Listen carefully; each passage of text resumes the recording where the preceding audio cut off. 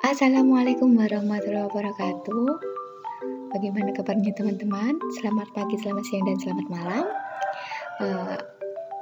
Pada kesempatan ini, alhamdulillah saya akan mempresentasikan hasil kerja mandiri saya, yaitu tentang topik perkembangan fisik, kognitif, dan psikososial pada masa anak-anak awal 2-6 tahun. Oke, nama saya Maya Prastyawati. Nomor induk mahasiswa saya 9321066620. Saya dari PAI 2B. Anda bisa menghubungi saya di IG saya Maya Prasetya 401. Terima kasih.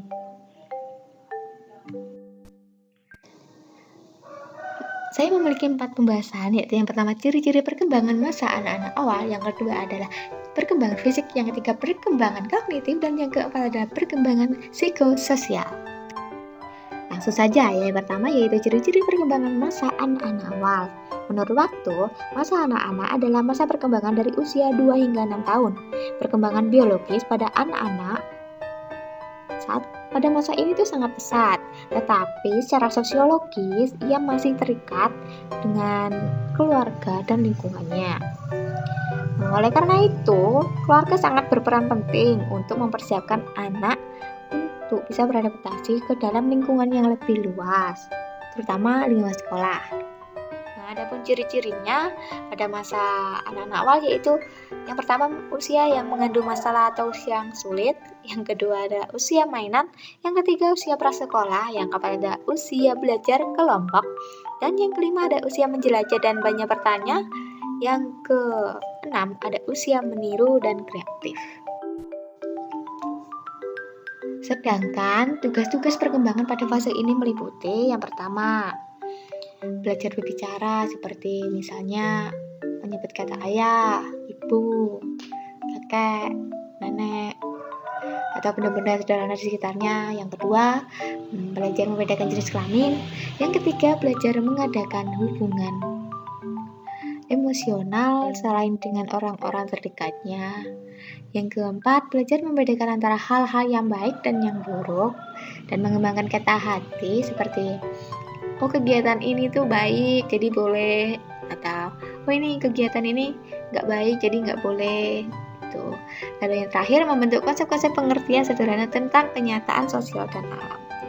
Namun antara satu anak dan lain itu memiliki masa anak-anak awal yang berbeda, ya itu juga karena perkembangan setiap anak itu juga berbeda, mana perkembangan ini dipengaruhi oleh perkembangan fisik, kognitif, dan psikososial. Yang selanjutnya atau yang kedua yaitu perkembangan fisik. Perkembangan fisik merupakan dasar bagi kemajuan perkembangan berikutnya. Dengan meningkatkan pertumbuhan tubuh, baik berat badan maupun tinggi badan, serta kekuatannya memungkinkan anak untuk lebih aktif dan berkembang keterampilan fisiknya. Dan juga berkembangnya eksplorasi terhadap lingkungan tanpa bantuan orang tua. Perkembangan sistem secara pusat memberikan kesiapan pada anak untuk lebih meningkatkan pemahaman dan penguasaannya terhadap tubuh. Seperti tinggi, berat, perbandingan tubuh, postur tubuh, tulang dan otot, lemak, dan gigi. Lanjut, untuk nomor 3 ada perkembangan kognitif. Kognisi artinya kemampuan berpikir, kemampuan menggunakan otak. Perkembangan kognisi berarti perkembangan anak dalam menggunakan kekuatan berpikirnya.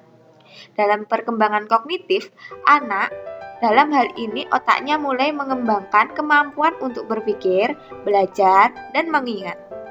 Dunia kognitif anak pada usia ini adalah kreatif, bebas, dan fantastis.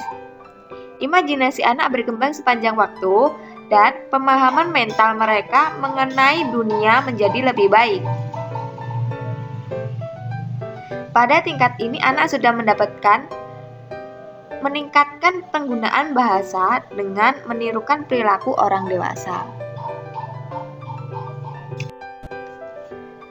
Lalu di sini ada tahap praoperasional Piaget dan teori Vygotsky. Yang pertama yaitu Piaget menggambarkan kognitif anak prasekolah sebagai praoperasional. Pemikiran praoperasional itu adalah periode penantian yang nyaman untuk menuju tahapan berikutnya, yakni pemikiran operasional konkret. Dalam tahapan ini, anak mulai mempresentasikan dunia mereka dengan kata-kata, bayangan, dan gambar-gambar. Pemikiran-pemikiran simbolik berjalan melampaui koneksi-koneksi sederhana dari informasi sensorik dan tindakan fisik. Konsep stabil mulai terbentuk, pemikiran-pemikiran mental muncul, egosentrisme tumbuh, dan keyakinan-keyakinan magis mulai terkonstruksi. Anak mulai bisa menulis dan menggambar dengan imajinasi mereka. Masa ini disebut dengan masa prasekolah dan masa sekolah. Anak mulai berinteraksi dengan teman sebayanya dan bekerja, dan juga anak berlompat, berlari, dan bermain bersama temannya atau dengan keluarganya, ibunya. Lalu pada teori Vygotsky menekankan bahwa anak-anak secara aktif membangun pengetahuan dan pemahaman mereka. Dalam teori Vygotsky, anak-anak lebih sering digambarkan sebagai makhluk sosial daripada dalam teori Piaget.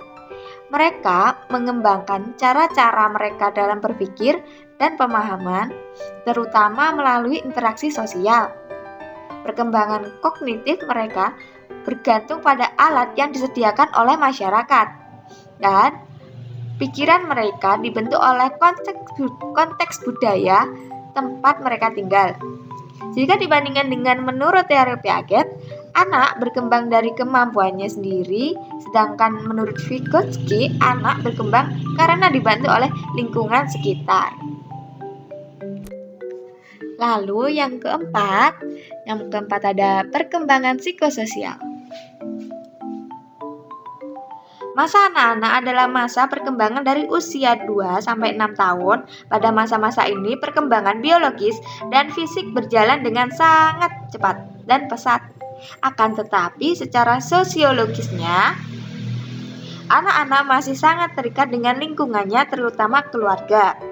Oleh karena itu, pada masa awal anak-anak ini, keluarga sangat berperan penting dalam mempersiapkan anak untuk terjun ke lingkungan yang lebih luas, terutama lingkungan sekolah. Lalu ada pun perkembangan psikososial yang terjadi pada masa ini meliputi beberapa hal, yaitu yang pertama ada perkembangan emosi. Selama awal masa anak-anak, emosi sangat kuat. Hal ini tampak mencolok pada anak-anak usia 2,5 sampai 3,5 tahun dan 5,5 sampai 6 tahun. Meskipun pada umumnya hal ini berlaku pada hampir seluruh periode masa anak-anak awal, emosi yang meninggi pada masa anak-anak awal itu ditandai dengan meledakkannya amarah yang kuat, ketakutan yang hebat, dan rasa iri yang tinggi. Emosi yang tinggi kebanyakan disebabkan oleh masalah psikologis. Biasanya para orang tua hanya memperbolehkan anaknya melakukan beberapa hal, melakukan lebih banyak lagi, sehingga pada akhirnya anak pun akan menolak larangan orang tua dan akan cenderung memberontak. Lalu yang kedua ada perkembangan sosial. Dasar untuk sosialisasi pada anak diletakkan dengan meningkatnya hubungan antara anak dengan teman-teman sebayanya dari tahun ke tahun. Anak tidak hanya lebih bermain dengan anak-anak lain, tetapi juga lebih banyak berbicara. Di sini juga dapat dikatakan bahwa teman sebaya itu berperan penting terhadap perkembangan sosial anak, karena lewat teman sebaya, anak bisa belajar dan mendapat informasi tentang dunia anak di luar keluarga. Yang ketiga ada perkembangan permainan, yaitu permainan lebih mendominasi kehidupan anak-anak di masa ini ya, karena banyak anak-anak itu menghabiskan waktu untuk bermain, di mana mereka menganggap hal itu yang menarik dan menyenangkan. Jadi permainan itu juga sangat penting bagi perkembangan di masa awal anak-anak. Berbagai macam permainan itu akan melatih anak dalam segala hal, termasuk dalam memecahkan masalah. Lalu yang terakhir ada perkembangan moral. Perkembangan moral itu perkembangan yang berkaitan dengan aturan dan konvensi mengenai apa yang seharusnya dilakukan oleh manusia dengan orang lain. Piaget juga menyebutkan bahwa moralitas melalui paksaan, yaitu dalam tahap perkembangan moral ini anak-anak secara otomatis mengikuti peraturan tanpa berpikir atau menilai. Ya, pada masa awal anak-anak perkembangan moral tidak begitu pesat, tapi hal ini juga disebabkan oleh pemikiran intelektual anak-anak yang belum bisa mencapai mengenai prinsip-prinsip benar dan salah. Lalu ini juga dibutuhkan bimbingan orang tua.